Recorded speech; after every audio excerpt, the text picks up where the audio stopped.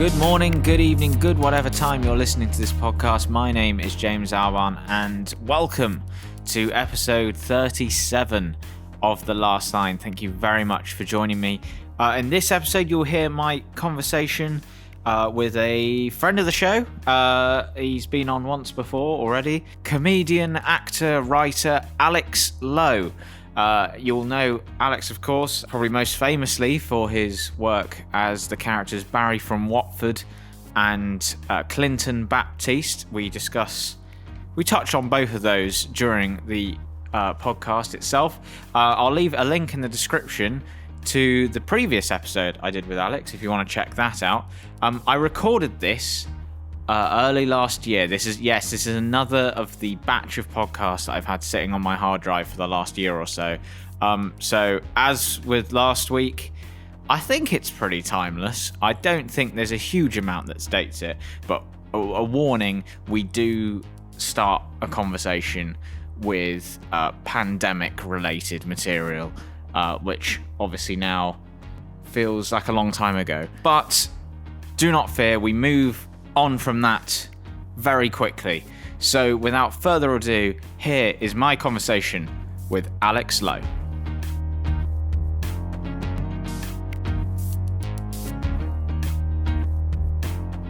Go, shoot, let's talk. How are you? Very well, thank you. How are you? Good, thank you. It's good to see you again. Oh, yeah, it's been a long time. It has, yeah. And a lot has happened in the intervening... God. Yeah. The intervening years. Two years? 3 years? Yeah, I think it was... hang on. It was... because I was re-listening back to our first episode we did together to check I didn't cover the same ground. 2019, I think it was. Right, okay. Well, it was going so well, and then it suddenly went badly. Yeah, how have you been in the intervening? Obviously, I don't think we should dwell too much on the COVIDs.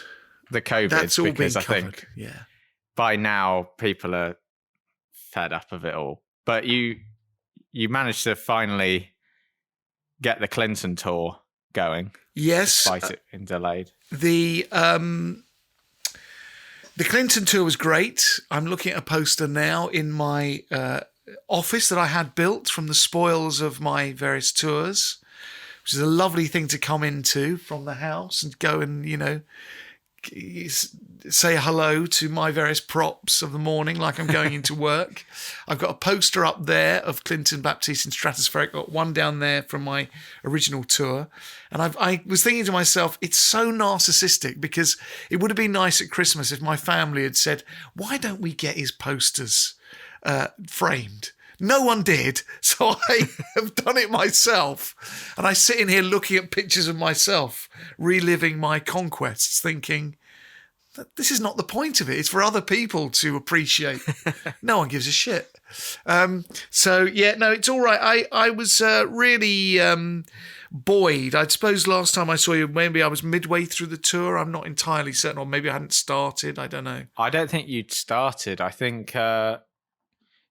when we spoke, you had literally, I think a couple of nights before, the week before, you'd had that incident on a bill where the French man got angry and really tried horrible. to attack you. Yeah, that is always in my mind. Last time we talked. Yeah, that's always in my mind. For any listeners who don't know the story, a man tried to attack me when I went into the audience and did some of my sort of slightly nasty Clinton material. He took umbrage and chased me down a corridor. It was all very nasty. But, even now, I'm sort of slightly wary. When I go on tour, people know the character, and particularly up north, they're sort of mad on Peter Kay and they mad on Clinton, which is lovely. So they know sort of what to expect. But I'm never really horrible to anyone. So that's why I was so amazed that this guy took such umbrage. Since then, it's been great. I love doing the tour. Staying in hotels, however crappy, what's not to like? It's all there for you. Quite comfortable bed, you get breakfast, then you head off to the next town. I mean, it's thrilling to still be doing that at 54. I love it, and it's, you could say it's quite hard work, but it's not really compared to what most people do. And you come home and you have to roll your sleeves up and get stuck in with family life, and there's all that stuff. When you're on the road, it's a bit like, what are we going to have for lunch today? It's all quite easy, you know? And there's a sort of terrifying evening where you're nervous it's all going to go right, and you're on stage thinking, I'm the only person in this room of 600 people who's speaking. You know, there's all that going on. But I sort of really love it, and I can't wait to get back out there again. How's it been for you, James? Is it up and down? Up and down, yeah. Yeah, I mean, like I think when I spoke to you, I think it was the first year of me being like freelance, self-employed as a filmmaker. Yeah. And it was going like fairly well. And then when like obviously COVID lockdown happened, yeah, everything stopped, obviously, as it did for everyone else. I struggled that sort of lockdown. I just struggled sort of just like more like, you know, mentally, more than anything else, just like because it felt I couldn't. I don't think I could get my head around the. I'm sorry, this is kind of go on. I'm intrigued.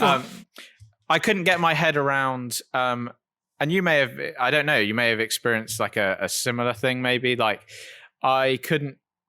In my head, the reason I wasn't like working or doing anything was like my fault rather than the fact that the world had stopped, and I couldn't get my head around the fact that the world had stopped, and so it's completely sort of justifiable that you know that you have stopped as well, and it was quite hard to sort of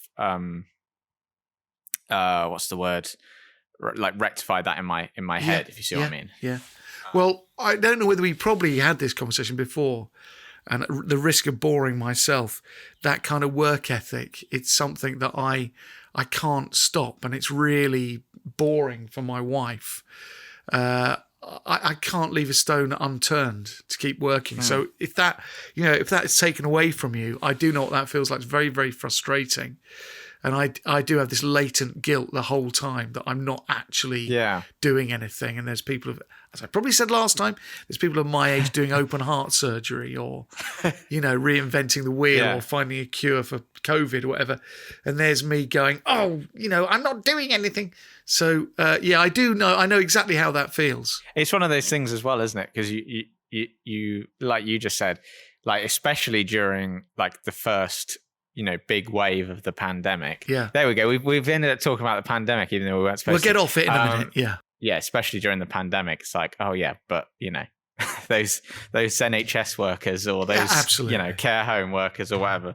Absolutely. But then I also think that's like a stick to beat yourself with when you're feeling like anxious or down about something, to then go, oh, but people are in a worse position. You don't deserve to feel like this, because I don't think that's that's really necessarily a good thing to think either. You know? No.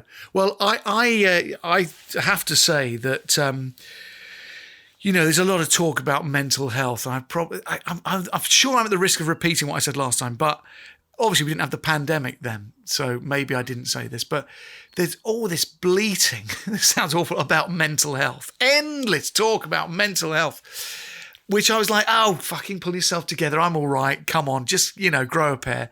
But actually, when that first pandemic happened and suddenly everything stopped, I could really see how you could slide into something that you find you can't get yourself out of. For the first time in my life, I thought, yeah, I can see how this could happen. And I was sort of absolutely cooking on gas. You know, it was great fun. For the first time in my career, I was doing exactly what I wanted to do, and people paying to come and see me on the stage.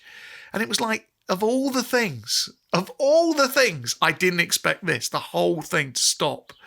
I thought there might be some problem at home, or I'd lose my voice or something. No one foresaw a worldwide pandemic stopping all performing. And I probably said this on other podcasts, but the thing about being sort of a freelance performer, they're all freelance, but is that I've always thought, at the very least, there's nothing else happening. You just go and do it yourself. You can find put a tea chest, to use an old-fashioned phrase, stand on a box and perform in your back garden. You've always got that. You've always got that opportunity. And suddenly you didn't even have that either, because people weren't allowed to come and see you. It's like, my God, of all the professions. So I just busied myself with podcasting, and what really saved my bacon was Memo, Celeb VM, and Cameo, and which are, dedication lines where people ask you to do a dedication as Clinton. Yeah. And I do so many of those. I thank the Lord for that. I can't believe that plopped on my lap, because I'd done an awful lot for nothing. I've been doing it for years. People saying, could you just do a video message for my mate? And I thought, oh, I'm glad people are interested. And then John Thompson, from the Fast Show and Cold Feet, he got in touch with me and said, no, people are charging for it. What are you doing? And I went, hey, and suddenly you can charge, and it's great. It saved my life, actually, because we would be in deep financial trouble now, probably. It's amazing as well, isn't it? That, like, in a sense, we're slightly fortunate with the timing of all of it, because if it had happened even 5 years before, I don't think there was Cameo and all that kind of stuff around. No. What is the expression? Necessity is the mother of invention. Yeah. So we have to get on, and suddenly we've done it. And miraculously, you and I have managed to get on Zoom and record this at the same time, which I never would have done before. But the thing is, what's really great is being seemingly at the vanguard of new media where you can do this stuff. I mean, the amount of years I spent, trying to get something on Radio 4 or having a meeting with TV about Barry from Watford or something, and then having another meeting and then another meeting. It's so great that it seems to be that you can put your stuff out there. And that's a miracle, really. It's incredible that that's happened now in my lifetime. In the old days, you had only one or two outlets. You couldn't do anything. Yeah, what could you do? I was at a Q&A. I went to see Last Night in Soho, the Edgar Wright film, and there was a Q&A afterwards with Edgar Wright. And I do find these Q&A things a little bit tiresome sometimes, because you always get the same questions, and right. They're usually what's your favourite film and what's Simon Pegg like? Yeah, exactly. Yeah. But there was someone that asked, what would your advice be to filmmakers, which is another one of those, kind of standard questions. Yeah, but useful to know. But useful to know. Yeah. But he was saying, these days, there's sort of no excuse just to go and make stuff, because that's what I think. You've got stuff. Everyone's got a camera on their phone now, so even you don't need the fancy equipment and all that kind of stuff. You don't need someone to give you the money. Just go and make stuff. And I think that's always the thing to sort of keep in mind. I think. It's as all there. Like a creative, or I think so. I really do. And I mean, the problem is, how do you make money from this stuff? You've got to live. But sitting around moaning, I mean, I've always hated that anyway. What's the point? I'm quite good at sitting around moaning. So. To be fair, so am I. Who am I kidding? Yeah, I do like a moan up. I was particularly incensed last night. I thought, God, I must be getting old. I watched The Apprentice. I was going to talk to you about this because I saw your tweets and I don't know why that wound me up so much, right? Seemingly intelligent people who will tell you how brilliant they are, who couldn't spell Arctic. But it wasn't even that they couldn't spell it, because even when they were saying, oh, we've spelled Arctic wrong, they didn't say Arctic. They never said Arctic. They said Arctic. They always said Arctic. I mean, that I find, the thing is, I just find it depressing. I find that really depressing. It's not necessarily their fault that we have an education system that those people, probably degreed up, some of them, don't know how to spell Arctic. And also Arctic is very much, well, it's part of the world, isn't it? You must know that one huge landmass at the top of the globe is called the Arctic. You must know that.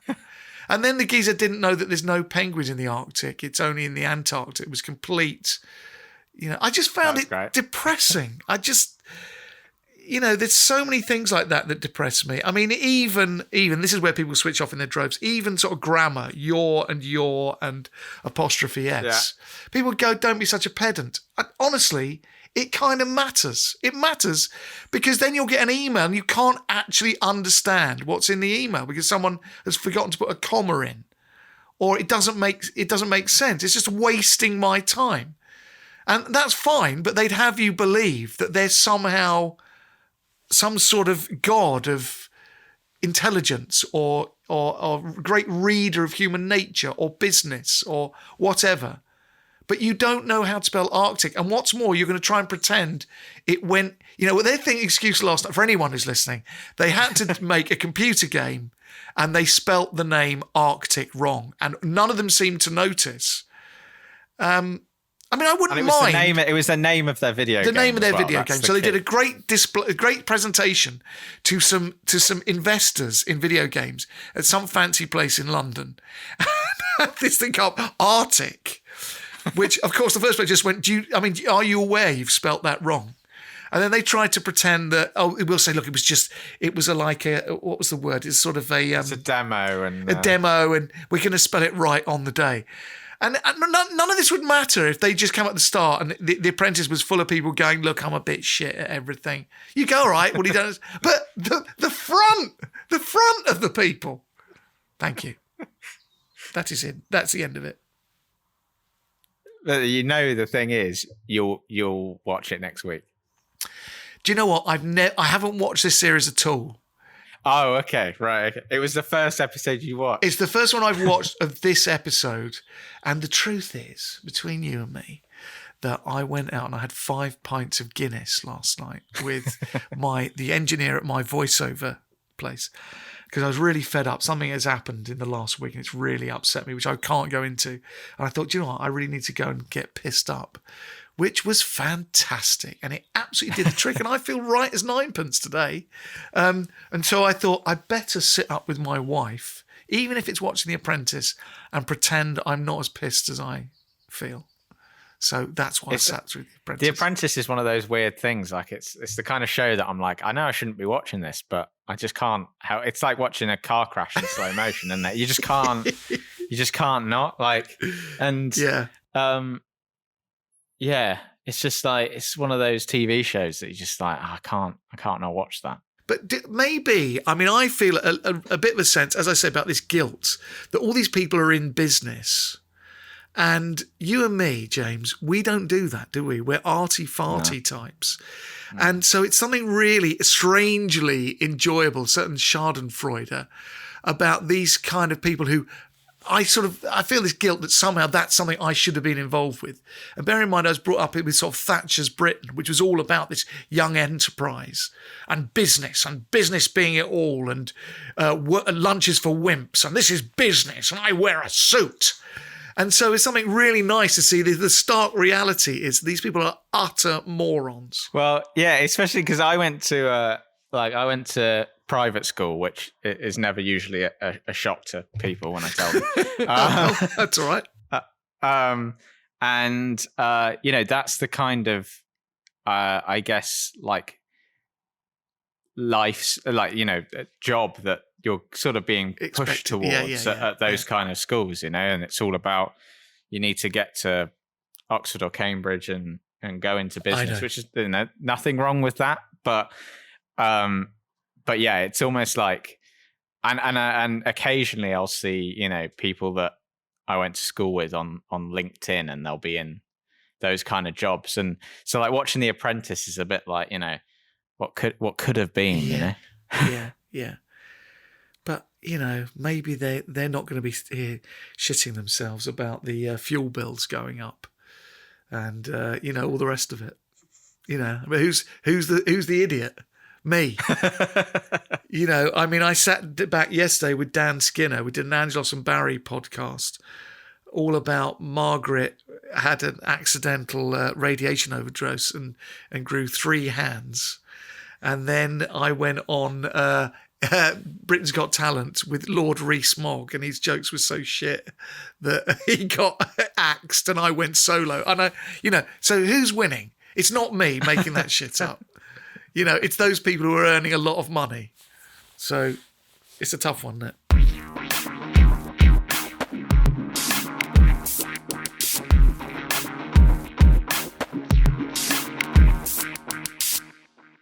I've got a confession to make as well about the Clinton Baptiste tour. You didn't see it? Well, I didn't, no. But I bought 5 tickets. Did you? I bought 5 tickets to the show in Bristol. Yes. And I was going to go with my parents and like some family friends. Yeah. And I cocked up on because it got rearranged like a couple of times. Yeah. That was our first ever gig. That was our first one on the tour. So I cocked up and put the wrong rearranged date in my phone. Oh, mate. And realised like the day after that we'd missed it. And I genuinely, and I'm not just saying this now because I'm talking to you, genuinely suicidal. I was gutted. Oh, yeah. I was gutted. Oh, mate, I'm sorry about that. If you'd have told me, I'd have got you into another one. Oh, well, I didn't. Yeah, but I didn't want to. You were in the middle of your tour, and that's all right. I'll have to come and see you. On the next one. But yeah, definitely. it was like, oh, balls. Yeah. Well, it was difficult, wasn't it? Because things did kept getting rearranged, and quite often what would happen was, we were about to go on, and someone would say, "Oh, it's sold out," and I'd be going, "Bloody brilliant!" You get out, and it's 75% full. And I think, if you saw a row of 5 seats next to each other, that's exactly Bristol, right. That's where I should have been. Probably on that first one, that was the case. I thought it was sold out, but I think that's probably what happened to some people. They just forgot the date was rearranged, and particularly that Bristol one, they were very, very fussy about the COVID regulations. I seem to remember you had to have bought a membership or something ridiculous, and provided a test and all this sort of thing. So I think. Also, possibly in the interim, people had died. People had been ill, too ill to turn up. I shouldn't have laughed. Yeah, I mean, that's possibly the case, isn't it? People bought tickets, 100% full, get there. We've got the revenue from 100% tickets. Get out there, and there's only 75% in there. People just were frightened, I think, Yeah, that's true, yeah. I think there was definitely a wariness about going back to things, wasn't there? Yeah. For some reason, I never felt it towards like comedy gigs or like. For some reason, I felt like if I was sat down, I was safer, which doesn't really make any sense. But there were a few gigs that, like I felt dodgy about going to because it was all like stood and. Well, I guess there's less of like a physical distance if you're in a stood up venue. I don't know. No, it's pretty dangerous, isn't it? People laughing or not, but expelling spit and saliva. It's probably worse. It's probably worse than going to a music gig, to be honest. Yeah, I think. Well, whatever. We're anywhere with anyone. I mean, I did a gig at Top Secret. Do you know Top Secret in Covent Garden? And it was to try out some of my material, and they had rows of thick perspex between each row, which seemed to me to be the most unhygienic thing, that all this spit and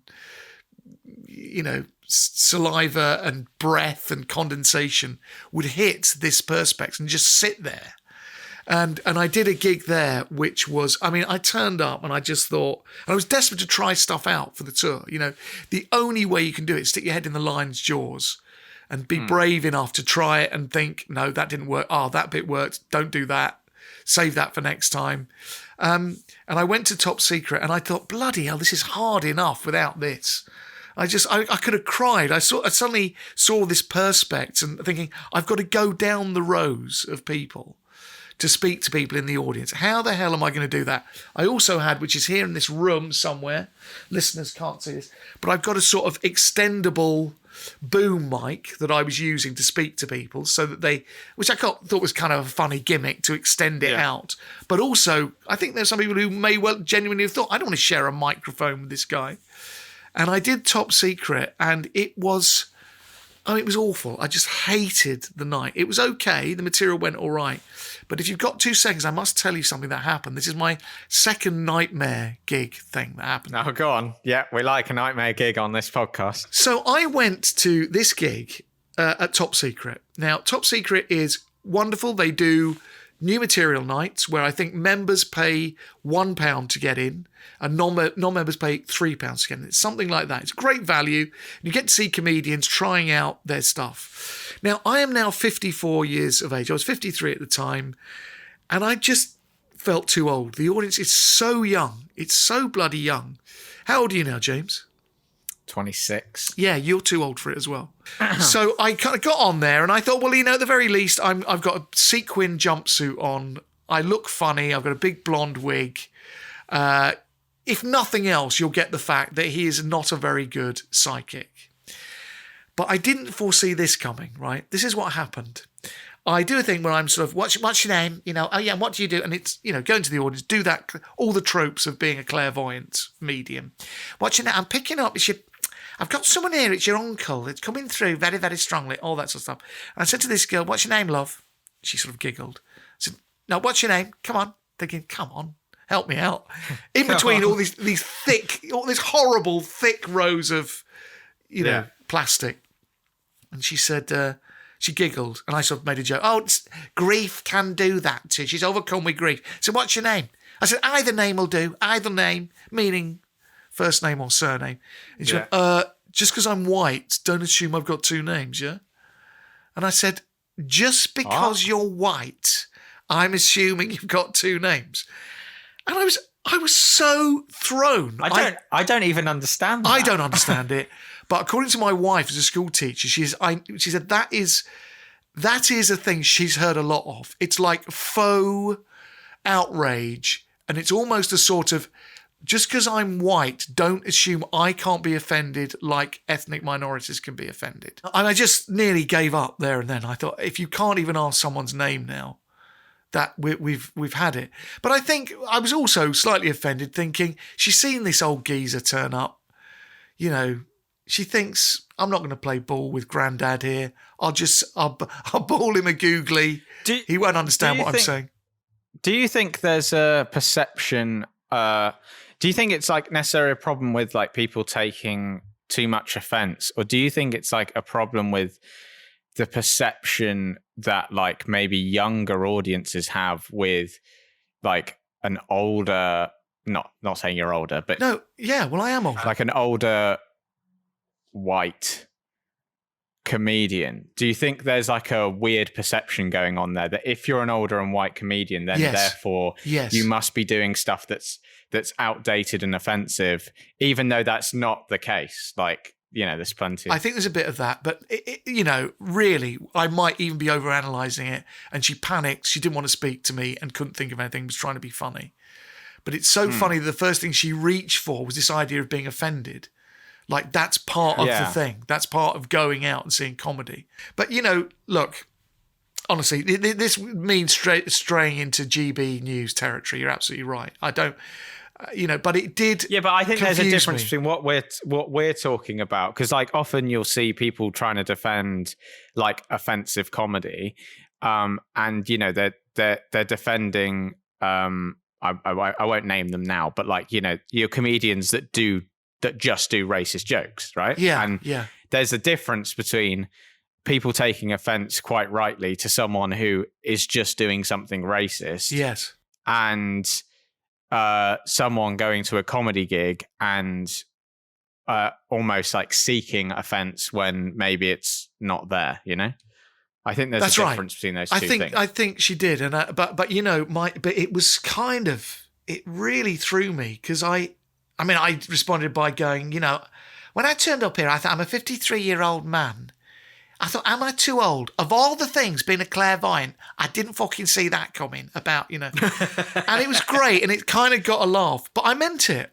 I didn't really know what she was talking about. But, it does make me painfully aware that I am getting older. And Clinton Baptiste is not necessarily my comedy. It's not necessarily what I would laugh at. But I'm very aware that the market laughs at it. And, my kids, I tell them stuff I do all the time, and their mantra is always, look, Dad, I get it. I get the joke. I just don't find it funny. It's not like I'm not understanding what you're saying. Ha ha, I get it. But that sort of comedy doesn't make me laugh.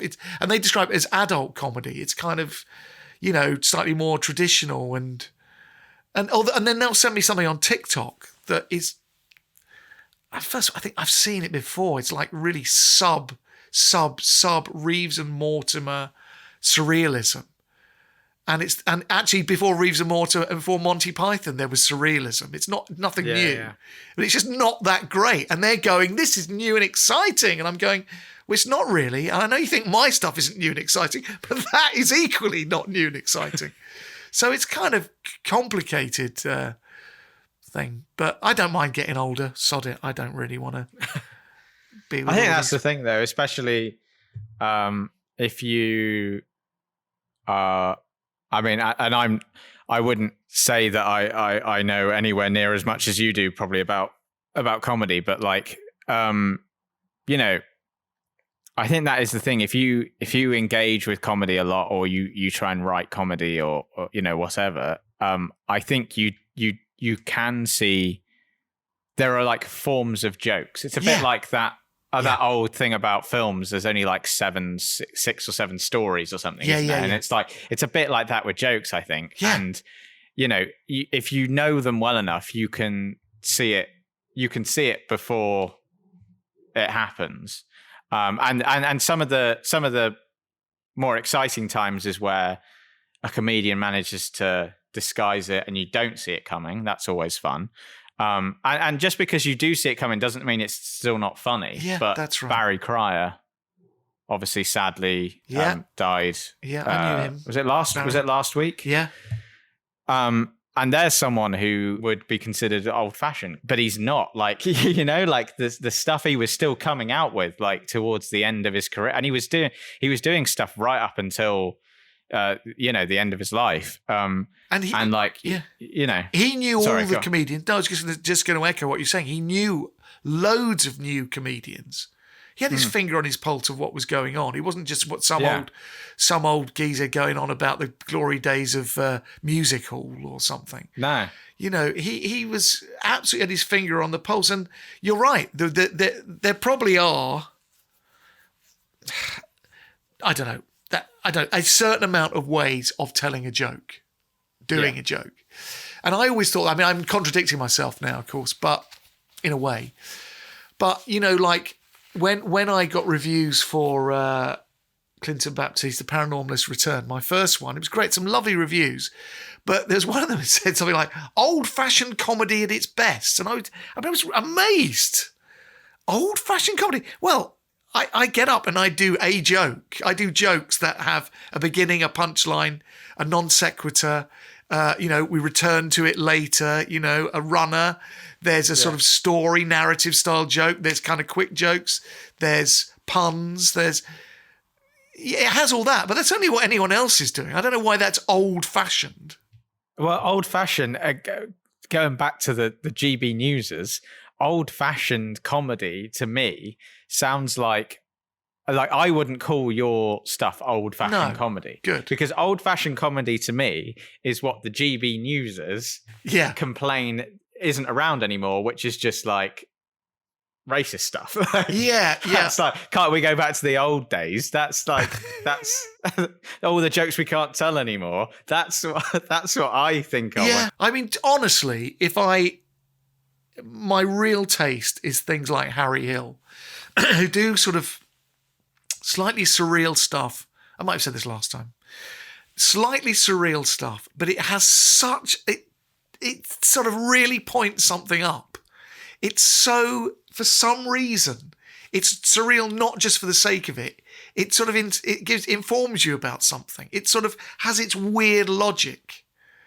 And I can't quite explain what I mean by that, but what I mean it's not is, ooh, I'm a fish in a biscuit barrel. It's not that. It'll have some weird tangential logic to it. That's what I love. That's what I wish I could do. And I find it very difficult to write that stuff. I'm just not naturally like that. But you know what? You cannot beat being on stage, performing, creating this character, living, breathing. I'm much more of an actor, I said last, I'm much more of an actor than I'm a stand-up. Bringing a three-dimensionality to it and having an audience laugh. Sod it, I don't really care what I'm doing. It's a buzz to do that, Yeah, and I think that's what's been interesting about Clinton is that you have, because, Barry also as well, there's like a rich history of the character now. And like through the Paranormal podcast, Clinton's podcast, you start to like, and that's why that's what I love about, I'm a big Alan Partridge fan, and I know you were recently in this time. With my bare bottom, yes. And I actually kind of forgot that you were in this time, not because of your performance. Brilliant. Forgot how big my arse was. God, yeah. Yeah. But I was rewatching that episode the other night, and I was like, oh, bloody hell, yeah, Alex is in this one. Yeah, nice. But that's what I love about those like comedy characters is like, like someone like Partridge, he's been going for such a long time now, and you like the history of the character, and you get like little details that are constantly revealed to you. And it's the same with Clinton now, which I'm really enjoying. And it's the same, it's the same with Barry. And that's, I think, the fun thing of character comedy is that you can sort of invest in them as people, Yeah. Oh, I'm glad you said that. Thanks for that, because there's always a worry you're just going to overdo it. And people say, "Oh, just tell us a joke. I don't really care who his sister is or whatever." But the thing that is probably the central difference with character comedy. Once again, I hope I didn't say this in the last time we spoke, but Dan Skinner, plays Angelos. Very often, we're both gigging on a Saturday night or Friday night, whatever it is, and we both get very, very nervous. I've always suffered from nerves. It just feels, there's a big sea of expectant faces sitting there. And sometimes if you're headlining, it's even more scary because it's a bit like, well, who's the headliner? Come on, this had better be good. And very often I'm texting him from somewhere going, I'm not feeling this. I'm in a dressing room full of comedians, all very confident, talking about promoters and stuff. I don't really know what they're talking about. And Dan always feels the same. And I think what happens is you forget in that instance, you're thinking about, they've got this wonderful material, which is all about the material on stage. And you forget that you're bringing this character as well, which is kind of 50% of the laughs are invested in this character and the way the character would do this stuff. So it's not the same as doing straight stand-up. And so in the kind of terror of waiting to go on, you're going, oh God, I haven't got any jokes as clever as that. But you forget you're bringing this other thing. So I suppose that's sort of also the difference with character comedy, that any, generous audience will go, I get it. Okay, I'm investing in this character. So that's a kind of lovely thing to know you've got in your armory, particularly if you're worried about how good your material is. Do you find it easier? I know you've said before that you don't particularly like going off script, and that's why you feel more of an actor. But is there also a sense of that it can be easier to improvise when you're in the character because you sort of know the character so well? It's a bit like it is kind of that acting thing of like the character, so how they would behave in a situation. Is there that aspect to it as well? Definitely, and I'm much better at that stuff now, having done 2 long tours. And the main problem I find I have to do is people going to the toilet the whole time. Audiences up and down the country, particularly my middle-aged audience, don't seem to be able to go 10 minutes without needing a piss. So that is the thing I find and it's so distracting. It's so distracting. People don't realise. They try to do this creeping out thing. Everyone can see you. And you come down the middle of this, high, bank of seats, and you sort of come down the middle and then try and sneak out across the stage sometimes. So I'm probably a bit better now at dealing with that. But you're right. For that to come from the character is much easier. There was a thing I read that you said in an interview about how You said, one day I would like to write and perform comedy and go on as Alex Lowe and not have to put prosthetics on or a funny wig. And yes. Is that still true, do you think? Based on, what we've just been talking about. It is very much so. I'm struggling currently with my next tour. I'm thinking, geez, I can't think of anything to write here. So, I would. One day, definitely. And why is that? Why is there that wants to do that? Why is that? Oh, God. Well, I suppose... Not that you have to have a reason. But, I just think that it would... Well, first of all, it would be nice to test your mettle just for your material and not for all the other theatrical stuff I just told you is 50% of getting there. It'd be nice to see if you can just write and do it yourself. Secondly, it'd be nice to be able to say stuff out loud that only you and my wife get to hear about my innermost GB News thoughts. I'm not a GB News fan for anyone. I'm being ironic. But it would be just nice to say stuff out loud. I'm 54. I think I've had quite a... experienced life in showbiz or just in this country. At 54, if you can't say stuff now, you've probably you've seen a few things, you've heard it all. It'd be nice to say it out loud, wouldn't it? Rather than just boring my wife and kids and you, James. So yeah, why not? I mean, the only thing is, where do you do these things? Can I really be bothered to go round the M25 in my car, above a pub or in a restaurant and say this stuff out loud? Do I really want to do all that again? Probably not. Yeah. But it's a hard grind, the stand-up. Oh, it's lonely. It's so bloody lonely. I mean, I've got a gig tomorrow in Twickenham. I'm headlining at 10:20 at night. Right. For not very much money, I have to say. But I'm always flattered that anyone asks me. So I think, oh, yeah, great.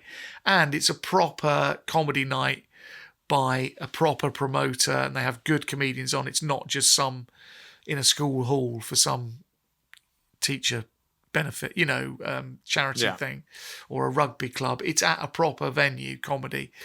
So I'm doing that tomorrow and I just know I'll start feeling a bit sick about it by mid-morning tomorrow and thinking, I've got to sort of drive where I live. My agent today said, oh, it's not too far from your house, is it? I thought, actually, it is. It's in Twickenham. It's all the way around the M25. I think there's rugby on there tomorrow. There might still be a lot of people around. I've got to park, drag my costume and all that stuff to the place. Comedy will probably in full flow by the time I get there. It feels slightly cold and still in my coat and out of it. Sit around. It is a lonely old thing, but it's so lovely to get back in your car and put a phone in on, come back home when it's done. I don't know why I put myself through it. It's hellish.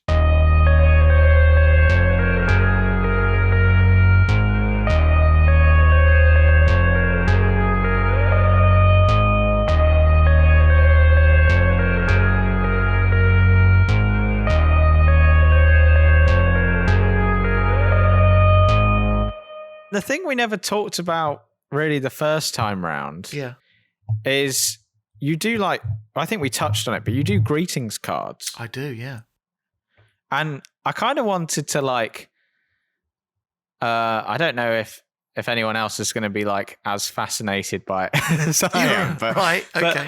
But because I think that those things that you kind of you look at them and you go, oh, that's funny, and you buy it, right? But you never think there's someone writing the jokes. There's someone so I don't know, without going too in depth, how do you write those sort of things? Is it just as simple as you're writing jokes, or is there more to it than that for that kind of thing? I tell you what it is. And how did you get into doing that as well? How did that start? Okay, so I used to write for Ned Sherrin on Loose Ends on Radio 4. Right. Before Clive Anderson. It's an art show on Radio 4 for anyone who doesn't know it. And there used to be a sort of topical monologue, a bit like Graham Norton does at the top of his show. And I just started writing it. I bumped into the producer in the lift and I said, look, I do comedy. And they gave me a go and I did it for about a year or something. And it would just be topical comedy. And at the same time, someone from my daughter's school was running a young writers or a new writers group in Watford, Castleberry Park, in the cafe there, and said, would you come and give a talk about, they have various people coming and talking about writing jokes. And I was saying to my wife, she was saying, yeah, go and do it. I was saying, oh my God, I don't know the science of writing jokes. I noticed this week there's an MA you can do on writing comedy. How would you do that? It's virtually impossible to put that magic down. But I'm sure there are academics and much more seasoned writers than me who know how to describe what they're doing. But I thought, I can't go there and to be the blind leading the blind. But then I just went there and did what I was saying you about, just talking about non sequiturs, the rule of three, about, all I could say, and even now I don't know what you'd write. If you're writing topical jokes, you think about the subject matter, just cast that net out wide in your mind. Cast it out. And, what do we know about David Beckham? He's this, this, and this. And what do we know about Boris Johnson and the parties? Oh, it's some really lovely, insightful stuff about parties. Wrote this stuff for Ned Sherrin, and in the Watford Observer, it got sort of mentioned that I held this bloody writer's workshop. I'm embarrassed to call it a workshop. And Woodmanstern Cards, who are a massive card company in the sort of fine art cards, got me in. And this is like 2005. And they said there's a growing demand for sort of slightly funnier, more, their words were more middle-class range than your Clinton cards, just endless jokes about getting older, or open the card and it's Del Boy going, Kushti or something. Yeah. And so slightly more, and I think things like Scribbler were coming up at that time, and just a sort of slightly funnier thing. And so I started writing this stuff, which was called Drama Queen, which was slightly nicked, I think, by Hallmark cards off me, which is black and white. Bastards. Yeah, black and white pictures from theatrical magazines. There's loads of them of people doing very sort of melodramatic and putting underneath. I would put a sort of comedy line as if it came from the film, and then the extra joke is the name of the film underneath. So you had sort of a lovely black and white image, beautiful pictures of actors working. Then this, usually a very contemporary, funny line, which could only be 21st century. And then an added joke, the name of the film, which would often, it just gave you a lot of options. And it sort of went like wildfire, and it was wonderful it was in all the shops, W.H. Smith and John Lewis and all that, and it's only just finished, really. I think some of them still sell in independent shops, but I don't write any more Drama Queen. I think you've seen those for the last 15 years, old-fashioned pictures with a contemporary funny byline. And then I did another one when that started to, wane a bit, called Irene and Gladys, which is two old ladies looking at works of art and sort of undercutting the sort of pomp of them by having some slightly, funny contemporary, urbane, is that the word? Take on what this work of art is. And that sells well. And then I've contributed to other ranges with Woodmanstern. And it's just kept the wool from the door, Thank God for that. In fact, I've got a meeting this very afternoon in 2 hours' time about a new range. I don't know what it is. I don't think anyone's got any ideas, but we're just going to touch base, see what we can come up with. But I think I'm led to believe that the greetings card industry has kind of stagnated. I think it's only a certain age group of people who send physical paper cards to each other. I can't imagine your age group do a lot of that. But it's sort of everyone fighting over this probably soon to be diminishing, market. But I mean, I really like it. And writing the jokes, I think really, really, this is a case of it not necessarily being the sort of thing that I would laugh at. It's kind of very, very middle of the road. I like to think there's some that I've done I really think are funny.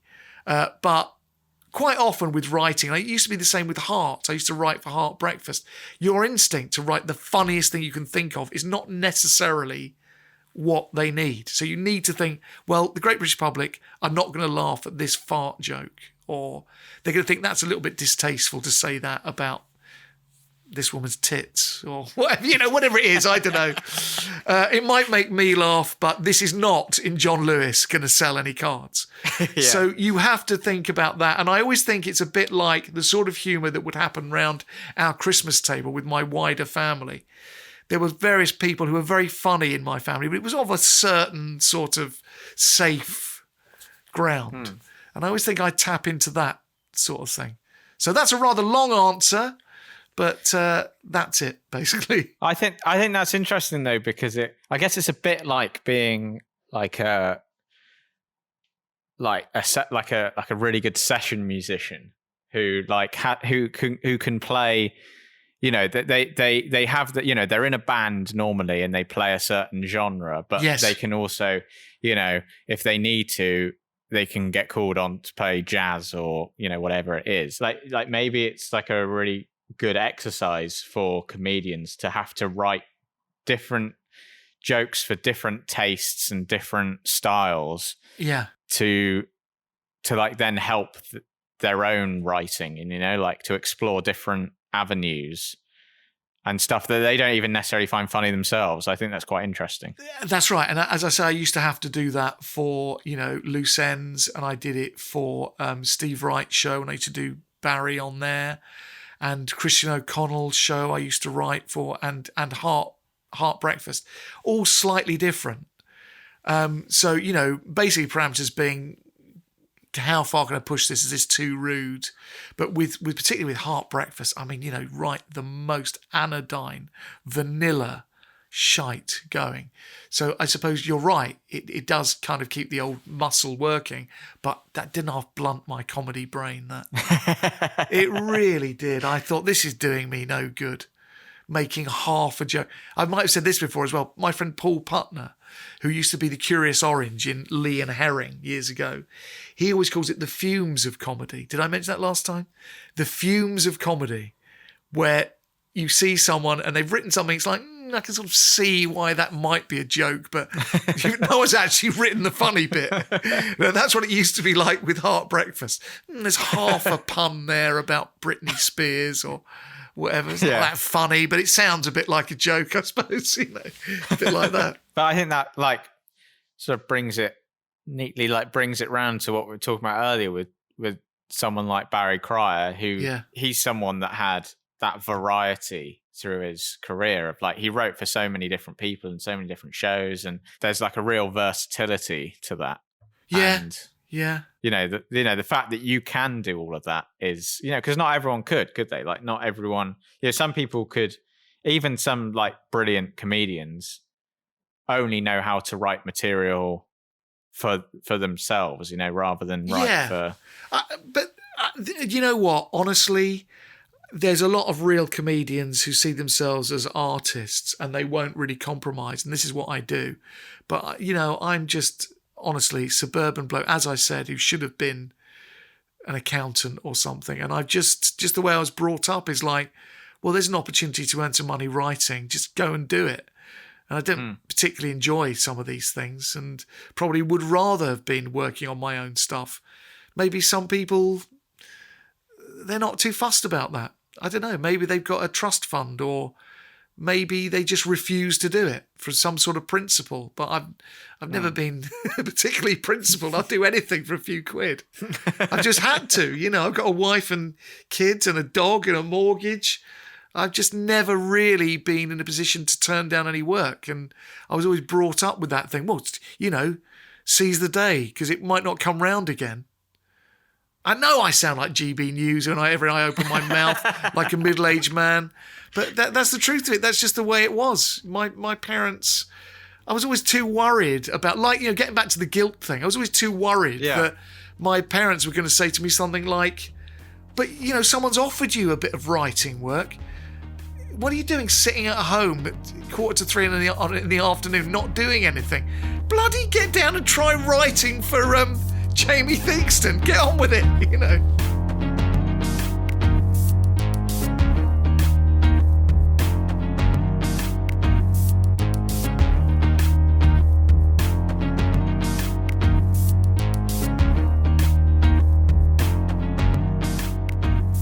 So So there you have it, Alex Lowe. My thanks to Alex for joining me, and my thanks to you, the listener, for tuning in once again. I will leave a link to Clinton Baptiste's Paranormal podcast in the description, and I will also leave a link to my other podcast, my new podcast that I do with my good friend Elsa Grace called Cruise Next. You might have already noticed that the first episode is in the feed for The Last Line itself. Please do go give it a listen if you enjoy listening to two people ramble on about films. And please go and give the Cruise Next podcast feed a bit of love. Follow it, rate it, do all the lovely things that you're supposed to do with podcasts. It would be much appreciated. Thank you once again for joining me this week. I've been James Albarn, and this is The Last Line.